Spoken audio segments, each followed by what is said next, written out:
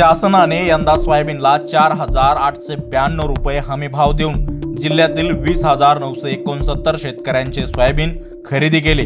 खरेदी केल्यानंतर 8 दिवसात शेतकऱ्यांना पैसे मिळतील असे सांगण्यात आले. मात्र सोयाबीन खरेदीला 15 ऑक्टोबर 2024 पासून सुरुवात झाली असताना आतापर्यंत केवळ 7,644 शेतकऱ्यांचे 80,83,70,125 रुपये देण्यात आले आहेत.